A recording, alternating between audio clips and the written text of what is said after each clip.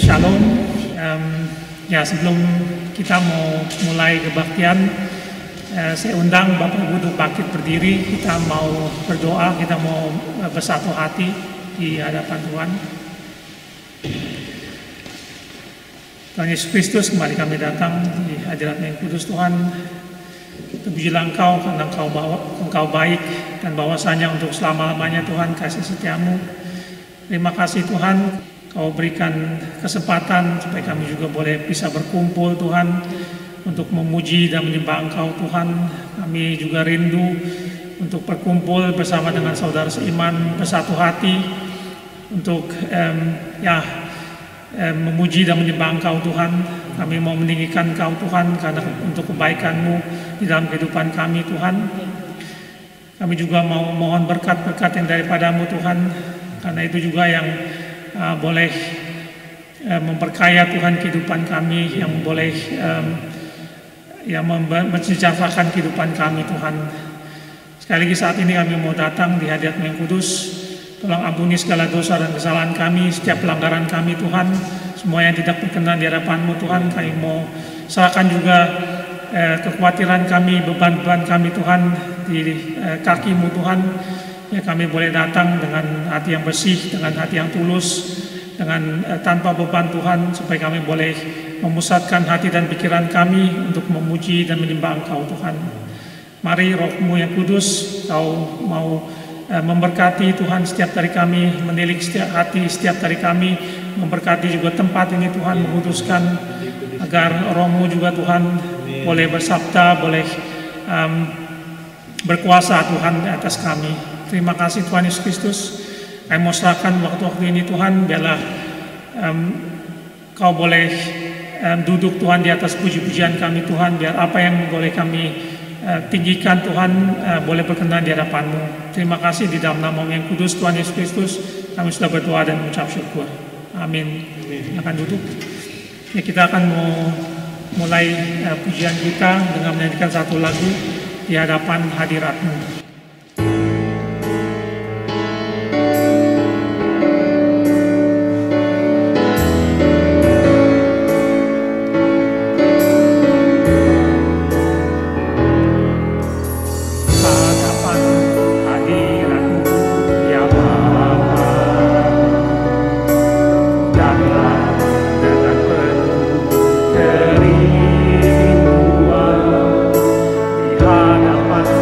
Hadirat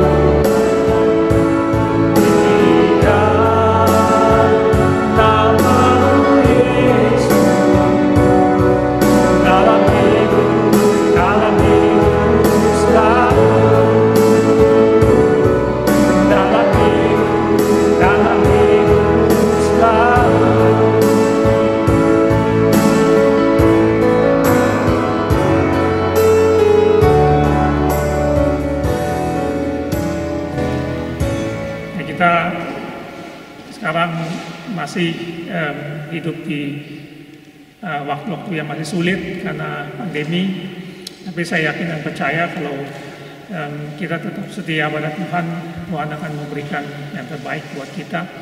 Pasti ada berkat di balik setiap peristiwa yang kita alami. Karena itu mengingat hal ini dan juga untuk mempersiapkan hati kita sementara untuk mendengarkan firman Tuhan, saya ajak juga untuk merenungkan pujian berikut. Kita mau mengingat bahwa kasih setia Tuhan tetap ada, Dia tetap setia di dalam kehidupan kita, dan karena itu kita mau mengucap syukur, bahwa mau tetap menyembah Dia, mengucap berterima kasih untuk kebaikannya, mengingat di dalam kehidupan kita. Kita mau menyanyikan lagu lebih dalam lagi, menyembah.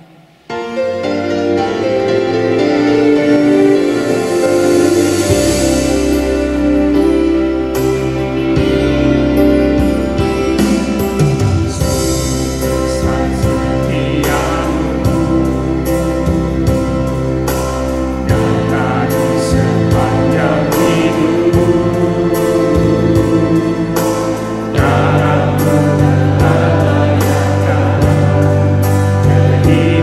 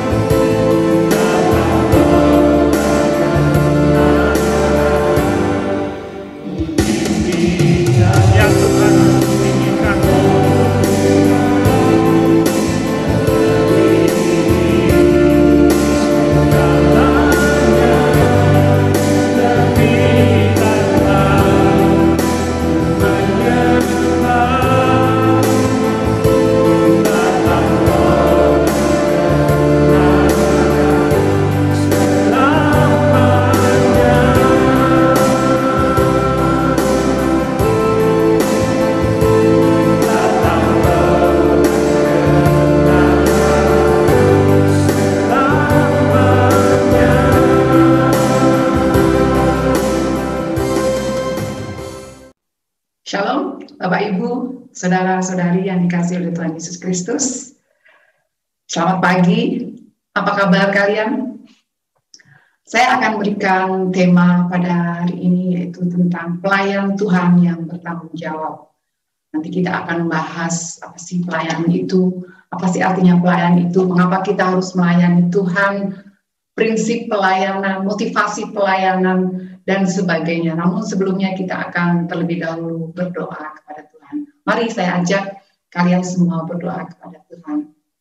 Mari kita berdoa. Bapa Surgawi, terima kasih Tuhan, karena pada pagi hari ini kembali Tuhan kami boleh bersama-sama dengan jemaat-Mu mendengarkan firman Tuhan. Biarlah Engkau sendiri Tuhan yang akan berbicara kepada kami pribadi lepas pribadi. Namun sebelumnya Tuhan, Engkau yang akan kuduskan, sucikan firman Tuhan, ayat-ayat firman Tuhan yang akan kami pelajari hari ini boleh menjadi berkat, boleh menjadi rema, terutama juga Tuhan, Engkau berikan kepada kami hati yang mau menerima firman Tuhan, yang tidak menolak firman Tuhan. Biar Roh Kudus Engkau sendiri juga yang akan menjamah hati kami, sehingga kami menjadi hamba yang mau mendengar firman Tuhan, terutama berikan telinga kami pada telinga yang mau mendengar, berikan kepada hati kami, hati yang mau menerima firman Tuhan. Terima kasih Bapa, kami percaya Engkau sendiri yang akan memimpin Tuhan firman-Mu hari ini dari awal ke tengah sampai pada akhirnya. Kami mau serahkan semuanya di dalam nama Tuhan Yesus Kristus. Kami sudah berdoa dan mengucapkan puji syukur. Haleluya. Amin. Sekali lagi, saudaraku, selamat pagi. Saya akan bawakan tema tentang pelayan Tuhan yang bertanggung jawab. Ya, pelayan Tuhan atau pelayanan itu tidak asing lagi bagi anak-anak Tuhan. Itu kata-kata yang setiap kali diucapkan oleh orang-orang Kristen atau hamba-hamba Tuhan. Pelayanan itu sebenarnya adalah bagian daripada ibadah. Pelayan itu adalah hidup kita, sepanjang hidup kita adalah pelayanan kita kepada Tuhan. Oleh karena itu, saya akan terlebih dahulu bertanya kepada kalian, kenapa kita harus melayani Tuhan? Kenapa sih saya harus melayani Tuhan? Saudara, kita harus kembali lagi kepada firman Tuhan, ya, bahwa kenapa kita harus melayani Tuhan terdapat di dalam Yohanes 20, ya. Di situ dikatakan, kita akan buka bersama-sama. Mengapa kita melayani Tuhan? Jawabannya ada di dalam bukan Yohanes, maksud saya Matius 20. Mari kita akan melihat bersama-sama, kalian yang juga di rumah menyediakan waktunya untuk baca firman Tuhan dalam Matius 20. Saya akan bacakan buat kalian ayat yang ke-28. Dikatakan demikian, sama seperti anak manusia datang bukan untuk dilayani, melainkan untuk melayani, untuk memberikan nyawanya menjadi tebusan bagi banyak orang. Jadi, kenapa kita melayani Tuhan? Karena Tuhan terlebih dahulu melayani kita. Tertera tadi di dalam Matius 20 ayat 28. Bahwa Tuhan datang ke dunia ini bukan untuk dilayani, tapi untuk melayani. Jadi alasannya bukan karena kita itu merasa bersalah, karena kita sudah ditebus dosa kita, maka kita melayani Tuhan, atau karena kita sebagai orang Kristen harus melayani Tuhan. Itu bukan alasan yang tepat. Jadi alasan yang tepat adalah karena Tuhan terlebih dahulu melayani kita. Jadi Tuhan sebenarnya memberikan contoh yang teladan contoh yang baik, teladan yang baik kepada kita bagaimana melayani Dia. Ya, seperti dikatakan di dalam Yohanes 13 ayat yang keempat dan kelima. Saya juga akan bacakan buat kalian. Yohanes 13, di situ dikatakan, lalu bangunlah Yesus dan menanggalkan jubahnya, yang mengambil selai kain lenang dan mengikatkannya pada pinggangnya. Ayat yang kelima.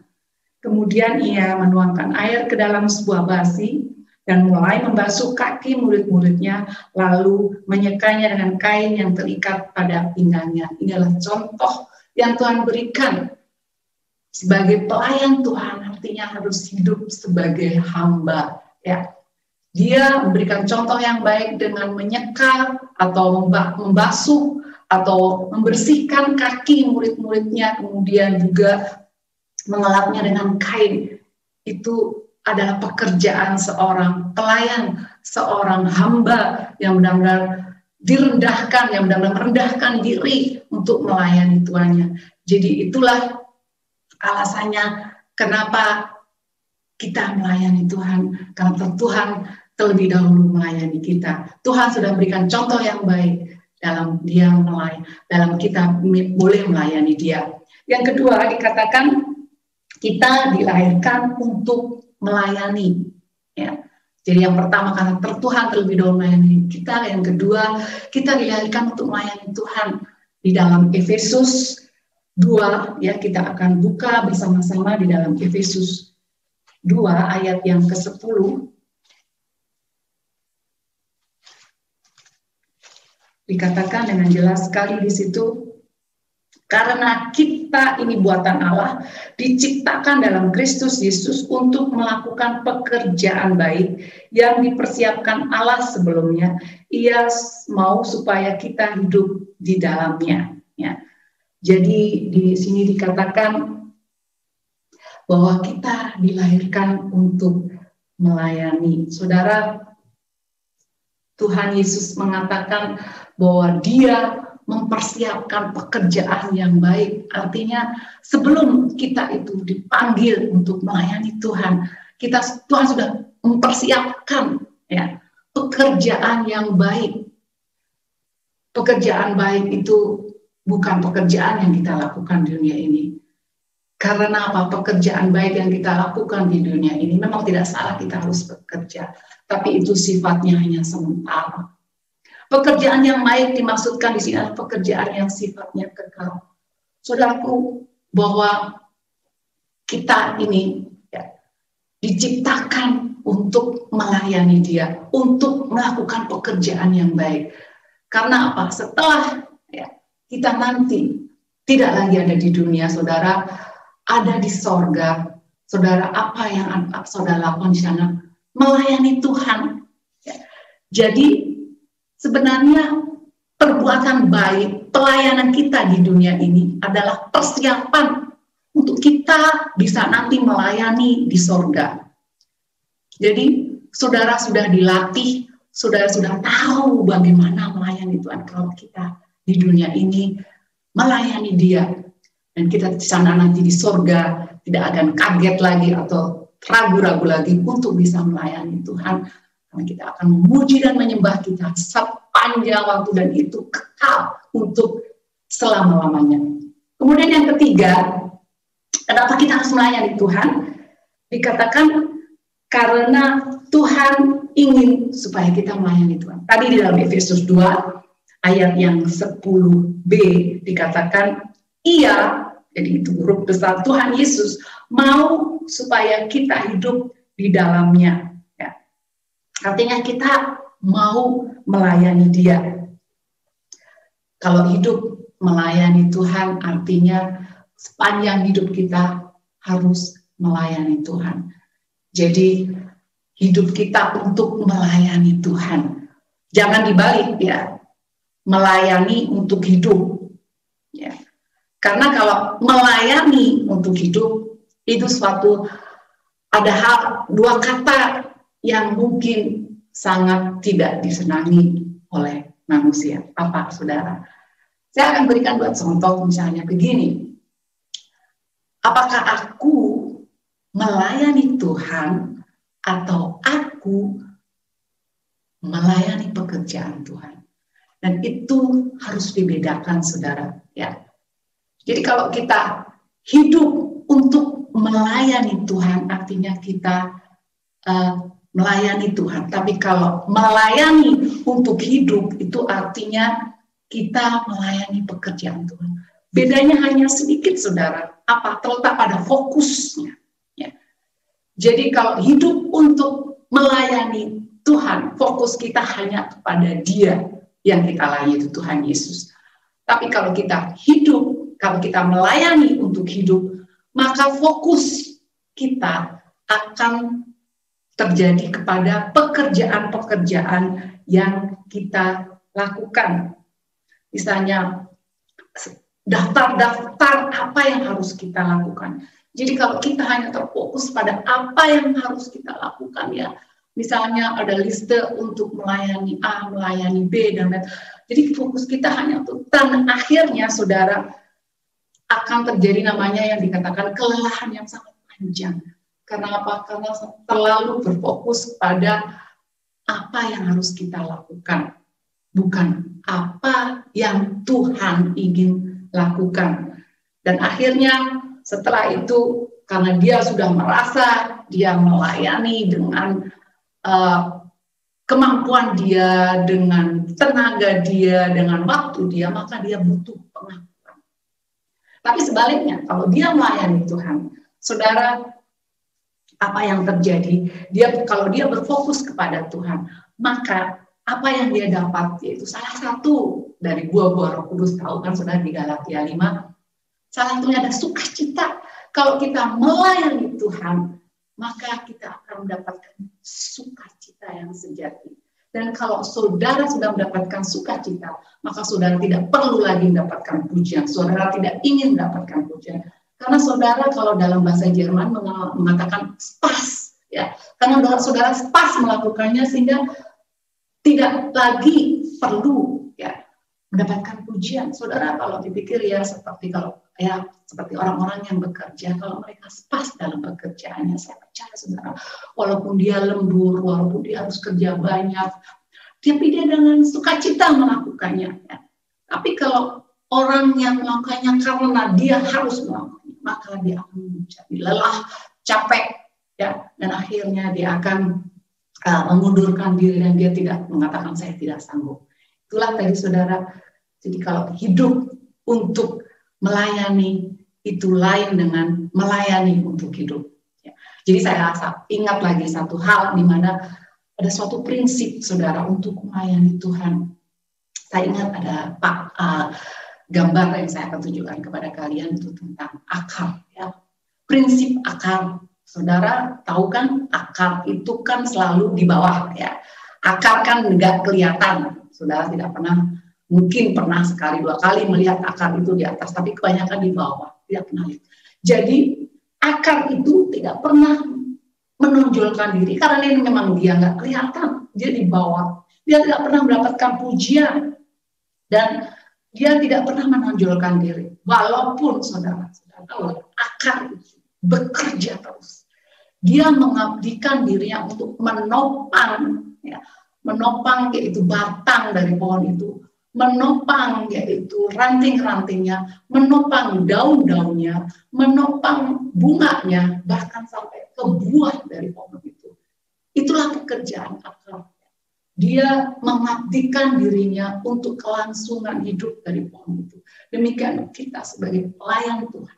Kita harus mempunyai prinsip akar, yaitu mengabdikan diri kita untuk terus menopang pekerjaan Tuhan, untuk terus hidup di dalam pelayanan. Jadi dia yang akan menopang pekerjaan Tuhan. Dia tidak pernah menonjolkan diri, dia tidak pernah mendapatkan pujian, karena dia tahu bahwa hidupnya hanya untuk melayani Tuhan. Itu tadi tentang prinsip daripada pelayanan. Jadi sudah belajar bagaimana kita melayani Tuhan, dan juga kita sudah belajar untuk membedakan, ya, apakah kita melayani Tuhan atau melayani pekerjaan Tuhan. Dan kita juga sudah belajar prinsip daripada pelayanan itu sendiri. Kemudian kita akan lanjutkan saudara asal pelayanan, ya. Saudara sudah tahu kan, pelayanan itu berasal daripada Tuhan. Tuhanlah yang mengangkat pelayan-pelayannya. Kita bisa buka di dalam 1 Timotius 1 ayatnya yang ke-12.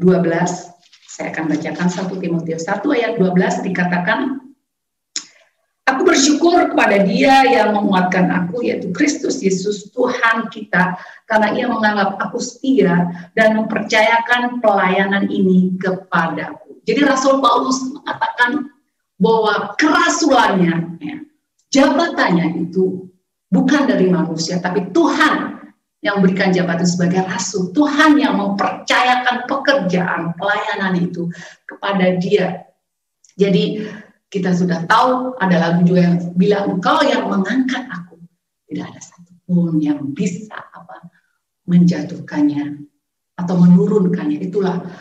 Jadi kalau pelayanan kita berasal dari Tuhan, kita juga tahu bahwa pelayanan itu adalah anugerah. Rasul Paulus mengatakan pelayanan itu dipercayakan, artinya Tuhan mempercayakan pelayanan itu kepada kita. Bersyukurlah, itu anugerah Tuhan kalau saudara masih diberikan kepercayaan untuk melayani Tuhan. Oleh karena itu, apa yang bisa kita lakukan, saudara, selain terus taat, setia kepada Tuhan? Itulah bukti kalau kita melayani Tuhan. Bukti pelayanan kita adalah ketaatan kita, pengabdian kita kepada Tuhan. Jadi saudara harus tahu, sekali lagi, asal pelayanan itu bukan karena manusia. Ya, seorang pelayan Tuhan itu bertanggung jawab kepada Tuhan, bukan bertanggung jawab kepada pastor saudara, bertanggung jawab kepada pemimpin saudara, tapi bertanggung jawab langsung kepada Tuhan. Memang di dalam organisasi kita bertanggung jawab kepada pemimpin kita, tapi yang bertanggung jawaban yang sesungguhnya itu adalah kepada Tuhan. Dialah yang harus benar-benar melihat pekerjaan kita.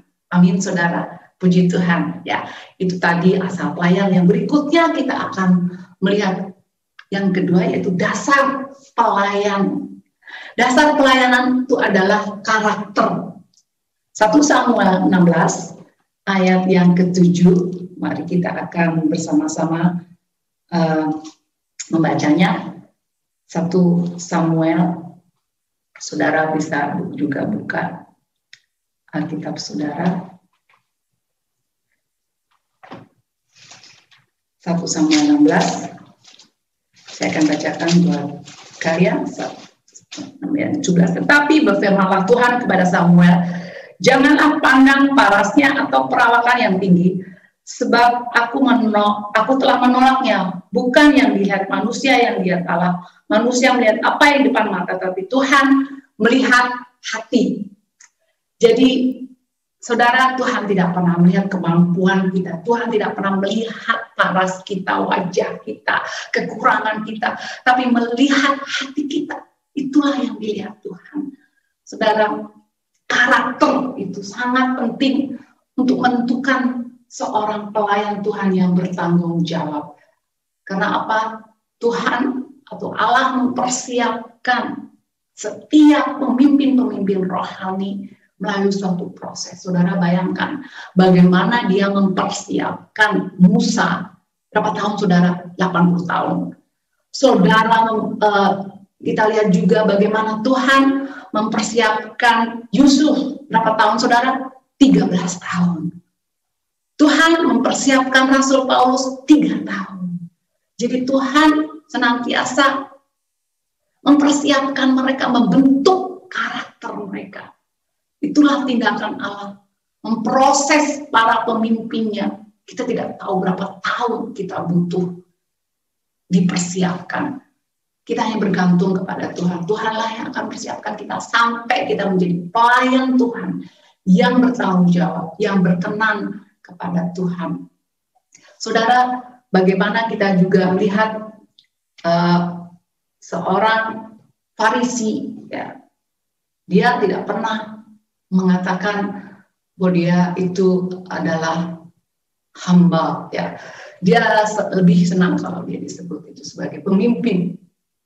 Karena apa? Pelayanan dia itu ditujukan bukan untuk Tuhan atau untuk Allah, tapi untuk dirinya sendiri. Dia lebih memperhatikan reputasi atau lebih senang dihormati manusia daripada berkenan oleh Tuhan. Karena apa, saudara? Karakter mereka belum dibentuk. Jadi kalau kita berbicara karakter itu kita berbicara hati. Ya. Saudara, kalau gedung-gedung yang bagus, itu kita bukan bicara karena modelnya yang bagus, arsiteknya yang bagus, tapi kita akan berbicara tentang fondasinya, bagaimana fondasi gedung itu. Itulah yang disebut karakter. Jadi karakter daripada gedung itu fondasinya, karakter daripada manusia itu hatinya.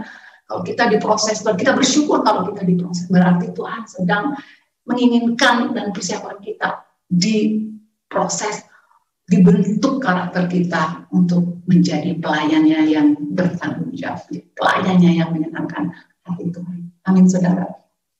Yang selanjutnya kita akan melihat di dalam motivasi pelayanan. Ya, kita sudah tadi belajar tentang asal pelayanan, kemudian dasar pelayanan, dan kita akan berikutnya kita akan belajar motivasi pelayanan. Ya, saudara pasti tahu pasti motivasi kalian melayani Tuhan. Ayo, ya, katakan, saudara. Ya, kasih. Motivasi daripada setiap pelayanan Tuhan itu adalah kasih. Kita akan lihat dalam Matius 22. Matius 22 ayatnya yang ke 37 dan ke 39. Ya, Matius 22 ayat yang ke-37, jawab Yesus kepadanya, kasihilah Tuhan Allahmu dengan segenap hatimu dan dengan segenap jiwamu dan dengan segenap akal budimu. Itulah hukum yang terutama dan yang pertama. Dan hukum yang kedua yang sama dengan itu, ya, kasihilah sesamamu manusia seperti dirimu sendiri. Jadi apa motivasi kita melayani Tuhan, saudara? Kasih, mengasihi Tuhan dengan segenap hati. Jadi jangan sampai motivasi kita melayani Tuhan karena apa, saudara? Supaya saudara boleh dipuji oleh manusia. Saudara merasa lebih penting daripada yang lain. Saudara, kalau saudara motivasi saudara melayani Tuhan adalah untuk supaya dipuji Tuhan, maka itu adalah motivasi yang salah. Saudara, jadi kalau kita punya motivasi kasih itu harus diterapkan. Jadi kasih itu tidak hanya diucapkan atau karena perasaan, tapi ada, yaitu perbuatan. Kalau dia akan melihat Yohanes 14 ayat yang ke-21, ayatnya sangat bagus. Yohanes 14 ayat yang ke-21 dikatakan demikian.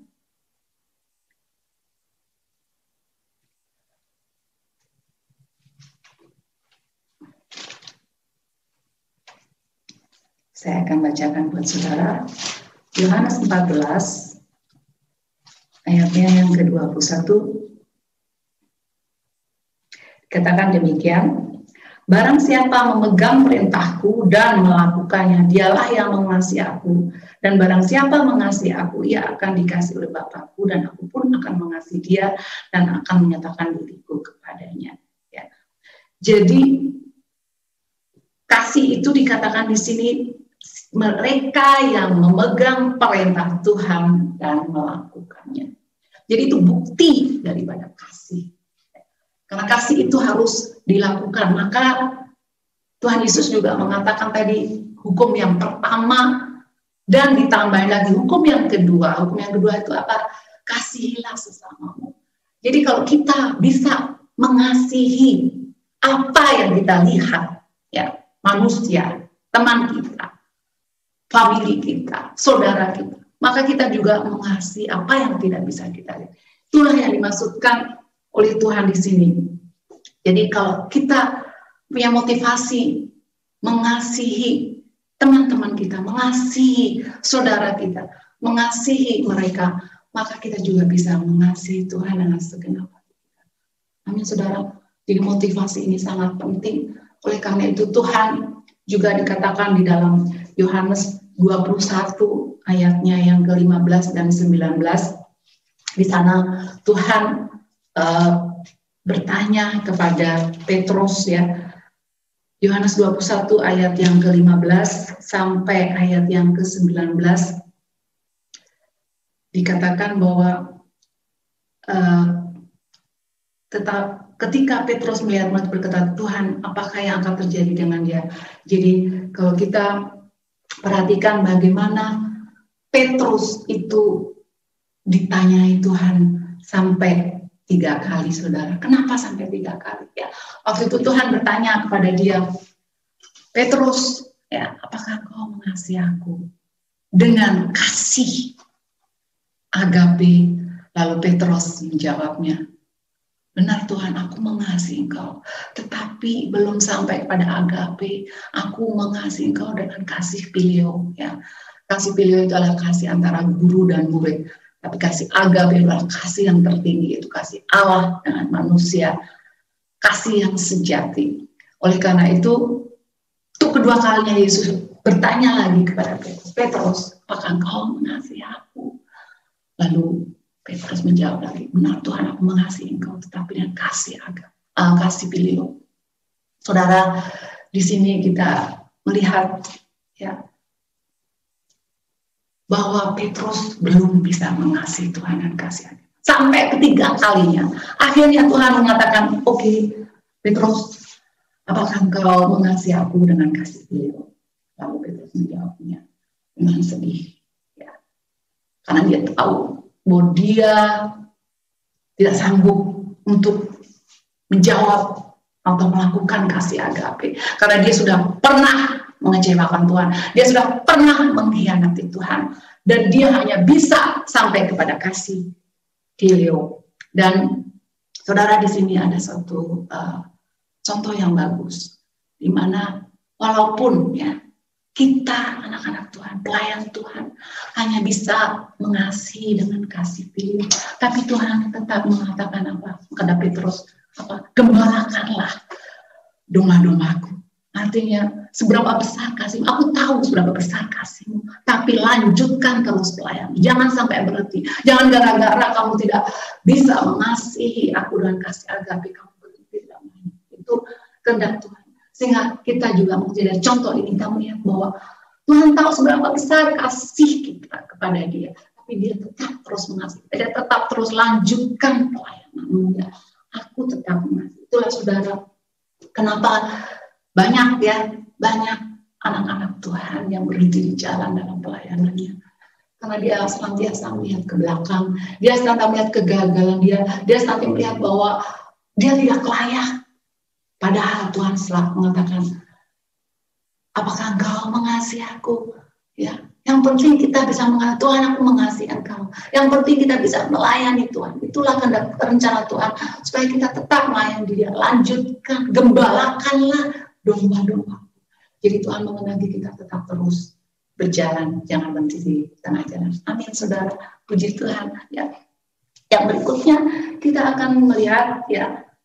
Setelah kita tadi melihat motivasi pelayanan Tuhan adalah kasih, kita akan melihat sifat pelayanan Tuhan.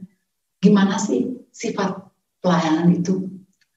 Sifat saja, sifatnya adalah apa saudara? Melayani. Ya. Jadi melayani itu kata kerja, artinya melakukan.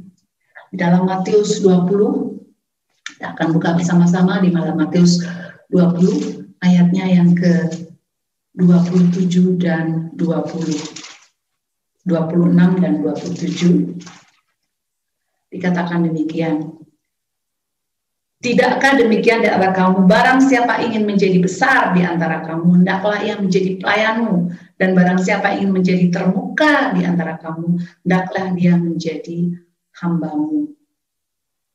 Saudara, siapa sih yang tidak ingin menjadi besar? Siapa sih yang tidak ingin menjadi terkenal? Ya, paling tidak, siapa sih yang tidak ingin tidak mempunyai musuh? Ya, siapa sih yang tidak ingin disukai semua? Semuanya pengen. Ya. Seperti ini dikatakan dalam ayat berikutnya itu Ibu Yakobus dan Yohanes. Dia ingin anaknya itu menjadi dikasih oleh Tuhan. Menjadi orang yang bisa duduk di sebelah kanan, di sebelah kiri Tuhan. Ya, itu ibunya. Apalagi kita juga punya keinginan untuk menjadi besar. Ya, tidak salah. Ya, tidak salah punya keinginan, punya tujuan yang bagus. Tapi Tuhan berkata, dikatakan di sini, barang siapa ingin menjadi besar di antara kamu, hendaklah ia menjadi pelayan. Dan barang siapa ingin menjadi terkemuka, apa dikatakan di sini, hendaklah ia menjadi hamba. Saudara tahu kan pekerjaan seorang hamba? Ya kita tahu di Indonesia ya, kalau kita punya pembantu rumah tangga, dikatakan pelayan ya. Apakah pernah pembantu itu membantah waktu dikasih perintah? Dia akan makan iya, dia akan tunduk, dia akan taat, dia akan tertib melakukannya karena dia takut kepada Tuhannya. Karena dia hanya seorang hamba, ya. Karena dia hanya seorang hamba, dikatakan di dalam Lukas 17 juga di situ, saudara, seorang hamba, apa sih yang menjadi sukacita seorang hamba Tuhan? Dalam Lukas 17 ayatnya yang ke-10b dikatakan, kami adalah hamba-hamba yang tidak berguna, kami hanya melakukan apa yang harus kami lakukan. Jadi sukacita seorang hamba itu apabila dia melakukan ya, apa yang dia harus lakukan. Itu sukacita dia kalau dia bisa mentaati pekerjaan yang dipercayakan kepada dia. Kalau dia melakukannya dengan sukacita, saya juga percaya dia tidak mendapatkan. Apa sih upah seorang pelayan Tuhan? Ayo jawab saudara, apa sih upah kalian dalam pelayanan? Ya, upah seorang pelayan seperti yang dikatakan oleh Rasul Paulus.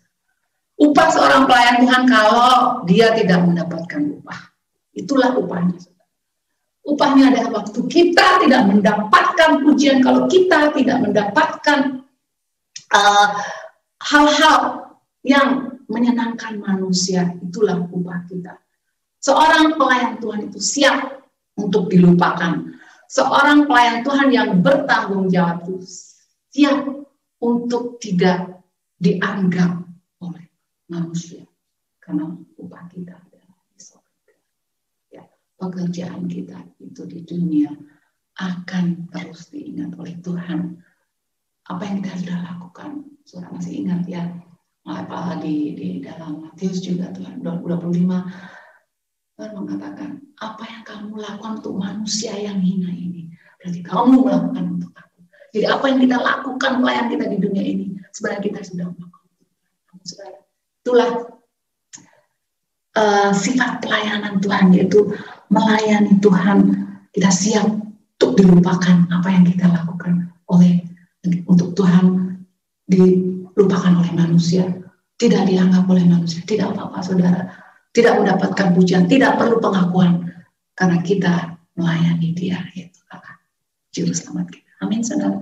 Yang berikutnya kita akan melihat lagi tujuan pelayanan. Ya, tadi kita bilang ya, arti dari pelayanan, kita bisa melihat motivasi dari pelayanan. Kita juga tadi melihat asal pelayanan, dasar pelayanan, sifat pelayanan. Sekarang tujuan, apa sih tujuan dari pelayanan? Wah, saudara pasti sudah tahu semua. Ya, menyenangkanmu, senangkanmu, hanya itu kerinduanku. Nah, saudara, menyenangkan Tuhan.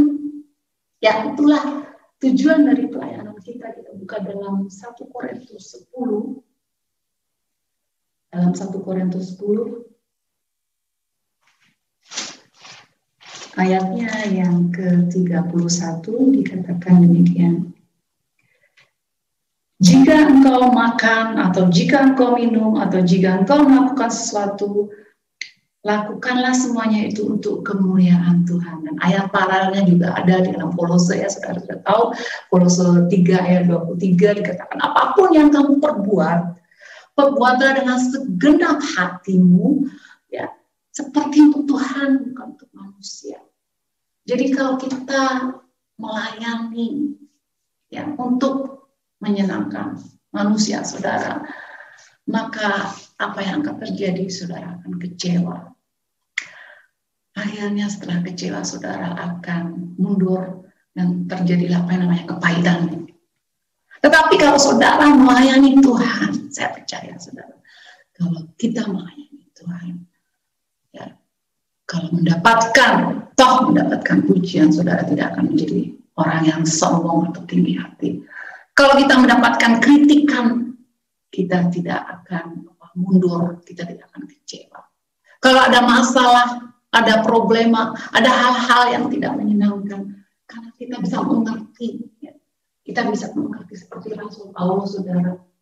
Walaupun kita tahu bagaimana perjuangan Rasul Paulus, dia disakiti, ya, dipenjara, ya, dia dinodai, ya, saudara, kita tahu bagaimana perjuangan dia, tapi dia tidak pernah mundur dari pelayanannya.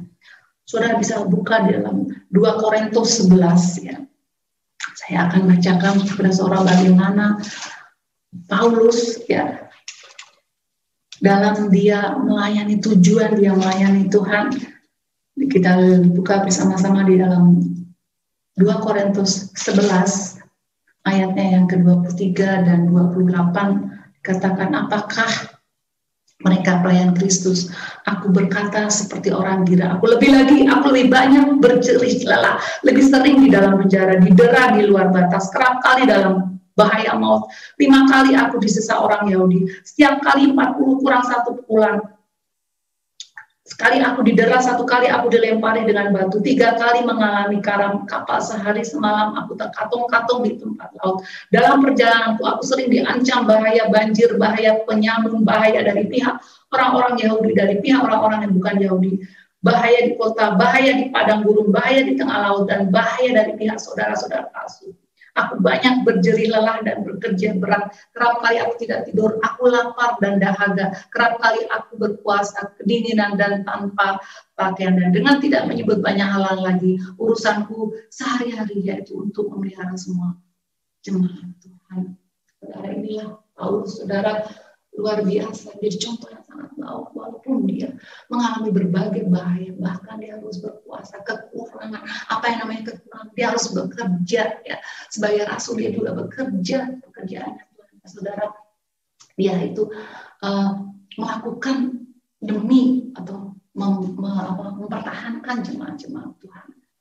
Jadi saudara, sebagai pembuat tenda, Paulus juga melakukannya karena dia tahu, ya, dia ingin menyenangkan hati Tuhan. Amin, saudara. Jadi kalau kita tahu apa yang dilakukan Paulus, dia akan mengatakan seperti di dalam Yohanes 3 ayat 30, saudara. Dia harus makin bertambah, ku harus makin berkurang. Nama Yesus saja disembah, ku di tempat paling belakang. Bila Yesus ditinggikan dan salibnya diberitakan, pastilah menarik semua orang datang kepadanya. Sekarang saudara bisa baca tidak di Yohanes 3:30.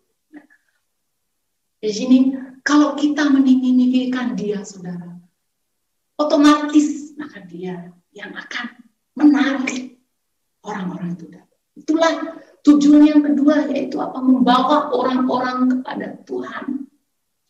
Saudara, kita tahu, ya, bahwa menginjili itu adalah pekerjaan yang mungkin susah-susah gampang, ya. Karena apa, saudara? Takut, latar belakang saudara. Tapi saudara, seperti pujian tadi atau seperti dikatakan dalam Yohanes 3:30, kalau kita meninggikan dia, maka Tuhan sendiri akan menarik orang-orang itu datang ke gereja. Jadi saudara sebenarnya jangan takut. Menarik orang-orang, jiwa-jiwa itu datang kepada dia. Itu bukan pekerjaan kita, itu pekerjaan Tuhan.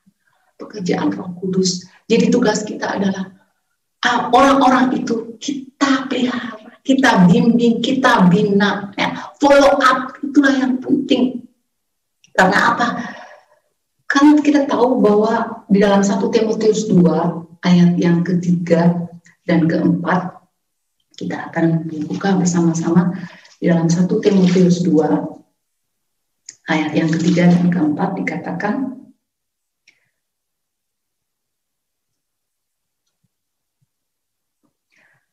itulah yang baik dan yang berkenan kepada Allah Juru Selamat kita, yang menghendaki supaya semua orang diselamatkan dan beroleh pengetahuan akan kebenaran. Itulah rencana Tuhan. Dia menghendaki semua orang diselamatkan. Yaitu pekerjaan Tuhan untuk menyelamatkan orang-orang. Saudara, jangan takut kalau saudara belum pernah menginjili atau belum pernah menarik orang-orang.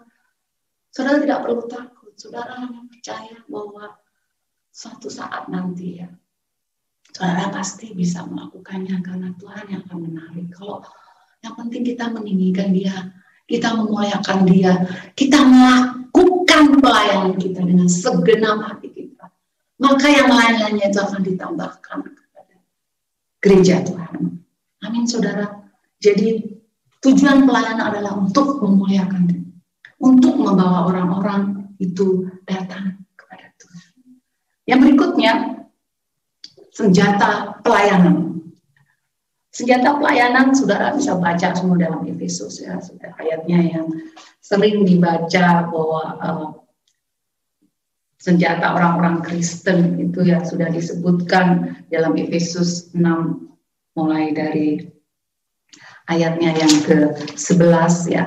Tapi saudara, saya tidak akan bacakan semua.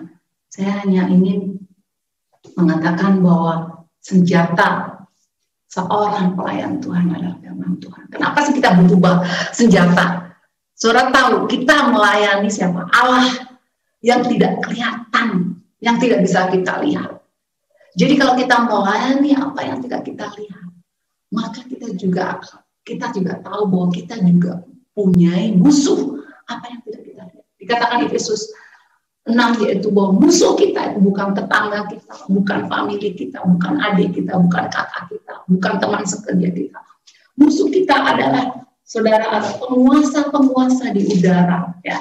Katakan di dalam Efesus 6, karena perjuangan kita bukanlah melawan darah dan daging, tetapi melawan pemerintah-pemerintah, melawan penguasa-penguasa, melawan penghulu-penghulu dunia yang gelap ini, melawan roh-roh jahat di udara. Jadi kalau kita tidak bisa melihat mereka, kita tidak bisa melawan mereka. Jadi yang salah satunya harus kita tahu firman Tuhan. Kita harus belajar firman Tuhan karena roh jahat atau iblis atau setan itu tahu firman Tuhan. Oleh karena itu kita juga lebih tahu lagi firman Tuhan. Kita harus belajar firman Tuhan. Makin banyak firman Tuhan yang kita tahu, yang kita kenal, yang kita pelajari, maka saudara makin kuat di dalam Tuhan. Kenapa Tuhan Yesus di dalam ayatnya di dalam Matius 4 ayat 1-11 waktu dia dicobai di padang gurun sebelum dia melakukan pelayanan, saudara, dia selalu menjawab dengan ada tertulis ya. Karena dia tahu bahwa itulah satu-satunya yang dia bisa lakukan ya. Jadi firman Tuhan itu ada senjata yang sangat luar biasa buat anak-anak Tuhan. Di dalam Ibrani 4 ayat 12 dikatakan bahwa firman itu ya, sebab firman Allah hidup dan kuat dan lebih tajam daripada pedang bermata dua manapun. Ia menusuk amat dalam sampai memisahkan jiwa dan roh, sendi-sendi dan sumsum. Ia sanggup membedakan pertimbangan dan pemikiran hati kita. Jadi firman Tuhan itu hidup ya dan kuat. Makanya kalau saudara melayani Tuhan, saudara harus tahu firman Tuhan. Karena iblis juga tahu firman Tuhan. Jadi kita tidak akan lengah ya. Pada waktu kita diserang, kita punya senjata, yaitu firman Tuhan. Kita mempunyai pedang, yaitu firman Tuhan. Ya, dikatakan dalam Efesus ya, bahwa senjata kita adalah pedang firman Tuhan. Juga dikatakan senjata kita adalah doa. Nah, hari-hari ini belakang-belakang ini banyak sekali dibentuk persekutuan doa, di mana-mana ada doa, dan kita di GMI juga ada doa gabungan, doa global ya. Saudara, ini sangat penting. Doa adalah nafas orang Kristen. Dikatakan di dalam Lukas 22 ayat yang ke-46, Lukas 22 ayat yang ke-46 dikatakan, saya bacakan Lukas 22 ayat 4. Lalu ia bangkit dari doanya dan kembali kepada murid-muridnya, tapi yang mereka sedang tidur karena duka cita. Katanya kepada mereka, mengapa kamu tidur? Bangunlah dan berdoalah supaya kamu jangan jatuh dalam pencobaan. Jadi pedang firman Tuhan itu untuk melawan kuasa roh jahat. Dan doa adalah senjata untuk saudara dalam pencobaan. Ya, katakan dalam 1 Korintus 10 dikatakan bahwa pencobaan yang kamu alami adalah pencobaan. Artinya apa? Kita mau tidak mau dihadapkan setiap hari pada pencobaan. Dan pencobaan itu ada. Dan itu siap atau tidak siap, itu akan terjadi pada anak-anak Tuhan. Jadi kalau kita tidak punya senjata, maka saudara akan lengah, akhirnya saudara akan jatuh karena kita tidak punya doa. Doa itu adalah kekuatan yang membuat kita tetap teguh, tetap percaya, kita komunikasi dengan Tuhan, ya, supaya kita dalam pencobaan tetap kuat, tidak terpengaruh oleh keadaan-keadaan dunia ini, karena kita berdoa. Ya, kemudian juga di dalam 1 Korintus 12 ayat yang ke-11 sebagai anak-anak Tuhan, pelayan Tuhan, ya. Tentunya saudara juga pengen tahu sih, apa sih karuniaku, ya. Karuniaku apa sih untuk melayani Tuhan di dalam 1 Korintus. Saudara bisa lihat di dalam 1 Korintus 12 ayatnya yang ke-11 dikatakan, saya baca mulai dari yang sebelum, pada yang seorang berikan kuasa untuk mengadakan mukjizat, kepada yang lain yang berikan karunia untuk bernubuat, dan kepada yang lain lagi yang berikan karunia untuk membedakan bermacam-macam roh, pada seorang yang berikan karunia untuk berkata-kata dengan bahasa roh, dan kepada orang lain yang berikan karunia untuk menafsirkan bahasa roh itu. Tetapi perhatikan di sini saudara ayat 11. Tetapi semuanya itu dikerjakan oleh roh yang satu dan yang sama, yang berikan karunia kepada tiap-tiap orang secara khusus seperti yang dikehendakinya. Jadi jangan takut bahwa saudara itu tidak punya karunia. Setiap anak-anak Tuhan paling tidak satu karunia, ya, pasti punya, karena itu akan dikaruniakan untuk melakukan pekerjaan, dan itu khusus. Artinya saudara tidak bisa membandingkan karunia saudara dengan karunia teman saudara, ya. Tidak bisa membandingkan, oh saya ingin seperti dia, tidak bisa. Karena karunia khusus itu diberikan Tuhan untuk apa dikatakan di sini, untuk melakukan pekerjaannya, dan karunia itu seperti apa yang dikehendaki Tuhan kepada kalian. Jadi Tuhan menghendaki kalau kamu punya karunia yang khusus supaya kamu bisa melayani Tuhan. Amin saudara. Itulah pekerjaan daripada doa, senjata kita. Yang ketiga, yang terakhir di saudara, yaitu tentang Roh Kudus. Senjata kita adalah Roh Kudus. Nah, itulah yang harus kita tahu juga di dalam Kisah Para Rasul 1 ya, ayat yang ke-8. Tetapi kamu akan menerima kuasa kalau Roh Kudus turun ke atas kamu, dan kamu akan menjadi saksiku di Yerusalem, di seluruh Yudea dan Samaria, dan sampai ke ujung bumi. Jadi kuasa itu penting. Jadi ini berbicara tentang kuasa. Seorang pelayan Tuhan membutuhkan kuasa Tuhan. Ya. Jadi kalau saudara memiliki kuasa itu, saya juga percaya pelayanan saudara tidak lagi ditopang dengan kekuatan manusia, tapi dengan kuasa daripada Roh Kudus. Amin saudara. Ya, saya akan tutup dan kita akan bersama-sama berdoa kepada Tuhan. Mari saudara, kita akan berdoa. Bapa Sorgawi, Engkau yang senantiasa kami panggil dalam nama Tuhan Yesus Kristus, bersyukur dan berterima kasih kepadamu Tuhan, karena hari ini kembali Engkau berbicara kepada kami pribadi lepas pribadi melalui tema tentang tanggung jawab kami sebagai anak-anak-Mu Tuhan kepada Engkau Tuhan. Terima kasih Bapak, kami boleh belajar tentang apa arti pelayanan dan mengapa kita harus melayani Tuhan, motivasi pelayanan, dan juga Engkau mengajar kepada kami Tuhan untuk tetap terus Tuhan Yesus menggunakan setiap senjata untuk melayani Engkau Bapa. Terima kasih untuk perlengkapan senjata Allah yang Kau berikan kepada kami Tuhan, supaya kami tetap berdiri teguh Tuhan.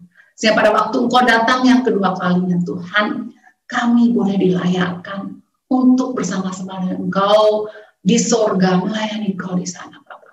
Terima kasih juga kami boleh belajar prinsip daripada pelayannya Tuhan. Seperti akar yang Tuhan, yang terus senantiasa mengabdi, menunjang Tuhan. Pohon itu Tuhan. Dan mereka senantiasa melakukan tugasnya dengan pengabdian yang sungguh-sungguh. Ajar kami Tuhan menjadi pelayan yang sungguh-sungguh mengabdikan diri kami, menjadi hamba Tuhan. Seperti apa yang sudah Engkau contohkan kepada kami Tuhan. Membasuh kaki murid-murid-Mu dan mengelapnya Tuhan, membersihkannya Tuhan. Kami sebagai hamba Tuhan, kami ingin Tuhan melayani Engkau dengan sungguh-sungguh. Sukacita kami Tuhan Yesus, pada waktu kami melakukan tugas Tuhan Yesus, supaya kami melakukan pelayanan kami kepada-Mu, bukan karena kami melakukan pekerjaannya, tapi kami melakukan dengan motivasi yang benar-benar sungguh-sungguh, yaitu Engkau Tuhan. Engkaulah motivasi kami, Engkaulah alasan kami kenapa hidup. Kami bersyukur untuk pagi hari ini Tuhan Yesus, kami boleh belajar kembali itu. Tanggung jawab kami sebagai pelayan-pelayan-Mu. Ajar kami Tuhan Yesus tetap terus mau masuk dalam proses-Mu Tuhan, di mana Engkau bentuk karakter kami, di mana Engkau bentuk sifat-sifat kami makin menyerupai Engkau Tuhan. Terjadilah apa yang Engkau kehendaki dalam hidup kami Tuhan, karena kami ingin terus Tuhan belajar dari Engkau Tuhan, belajar dari Rasul Paulus, di mana dia rela didera, rela menghadapi bahaya, rela dipenjara, karena dia tahu siapa yang dia layani, itu Engkau Tuhan, Juru Selamat kami yang hidup. Terima kasih Bapak, kami percaya Tuhan, firman-Mu hari ini Tuhan tidak berhenti sampai di sini Tuhan, tapi dia akan melakukan apa yang Kau kehendaki dan mencapai dan berhasil setiap apa yang Kau kehendaki dalam setiap kehidupan kami pribadi lepas pribadi. Terima kasih Roh Kudus, hari ini Engkau sudah menjamah kami, sudah mengurapi kami, sehingga kami mengerti dan melihat bahwa sungguh-sungguh firman-Mu itu boleh menjadi rema dalam kehidupan kami, mengingatkan kepada kami tugas kami. Kalau masih ada kesempatan di dunia ini, di dalam hidup kami ini, kami ingin melayani Engkau, karena hidup ini adalah kesempatan, karena hidup ini adalah untuk melayani Tuhan. Terima kasih Tuhan, kami sekali lagi bersyukur untuk pagi hari, untuk ibadah kami hari ini, untuk firman-Mu hari ini. Terpuji-pujilah Engkau Yesus, untuk kekal selama-lamanya. Haleluya, amin. Tuhan Yesus memberkati.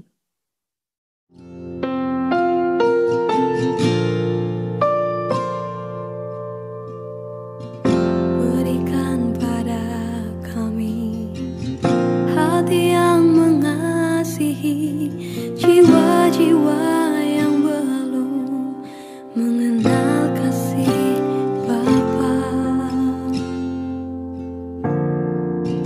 Mereka yang dalam gelap, mereka yang tersesat, hati kami iba seperti hati-Mu Yesus. Tuhan, ini tugas kami, beri keberanian bagi kami. Taruhlah roh yang rela melayani dan menyenangkan hati Tuhan, itu yang ku ingini.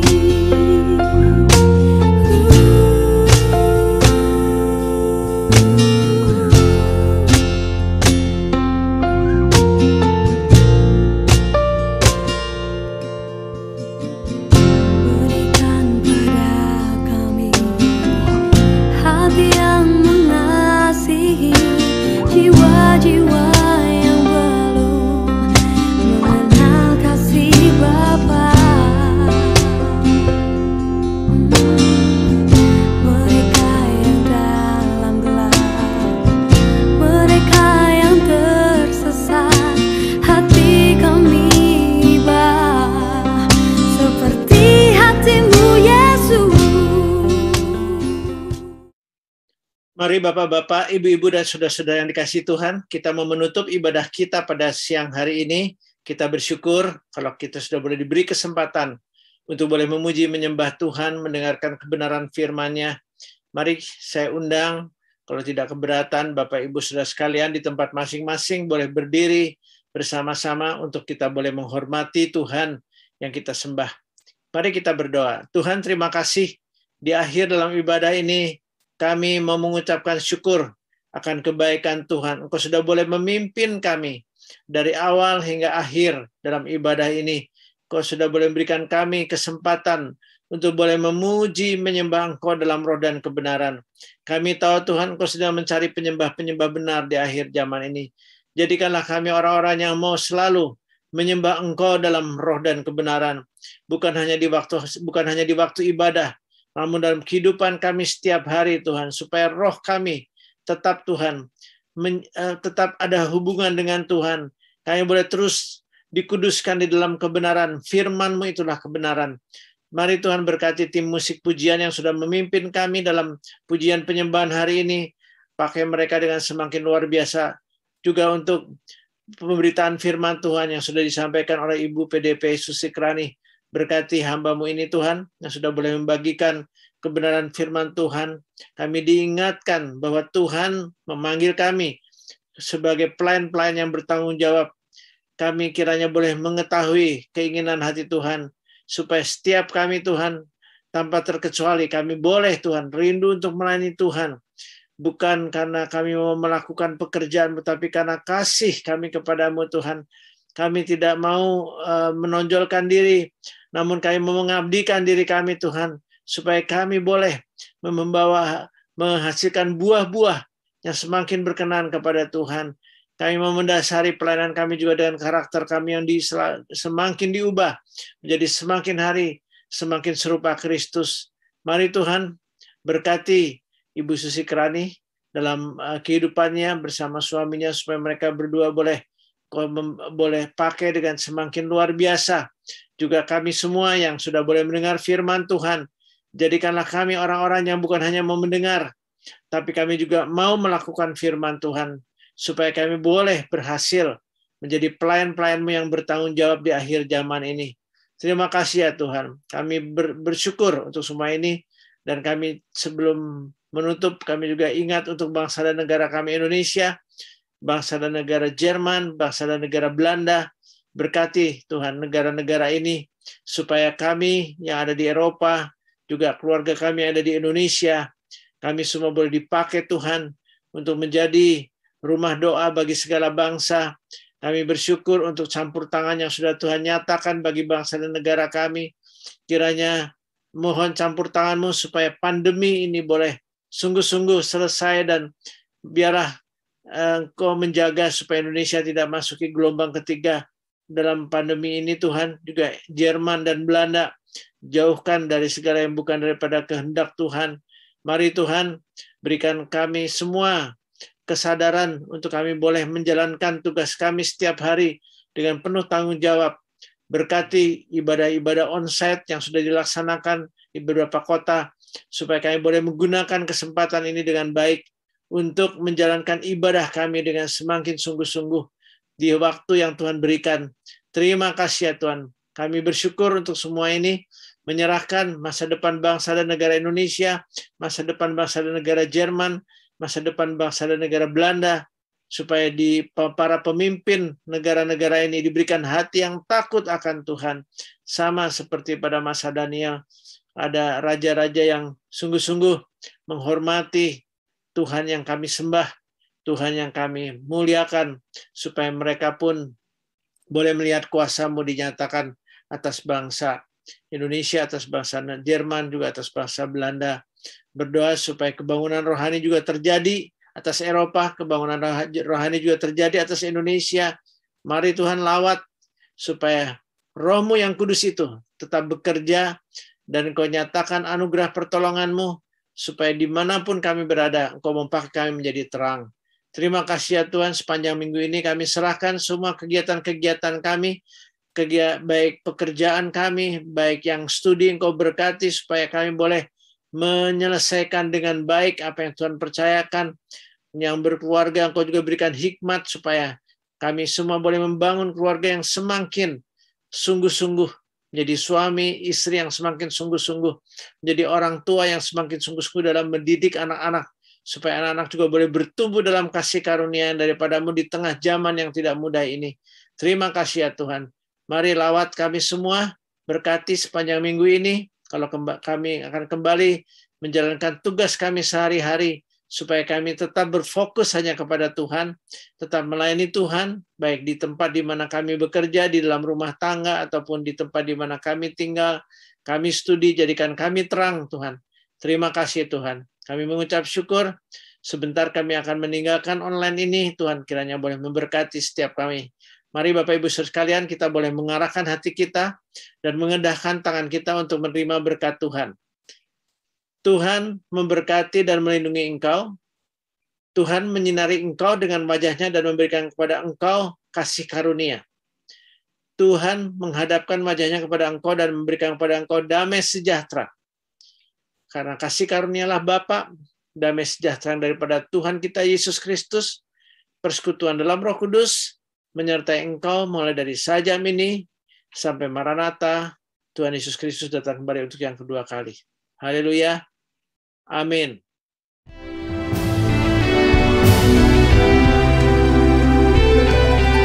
Segala kemuliaan hanya bagi Tuhan. Segala hormat puja hanya bagi Tuhan. Kuasa dan kemuliaan hanyalah bagi Tuhan. Segala kejayaan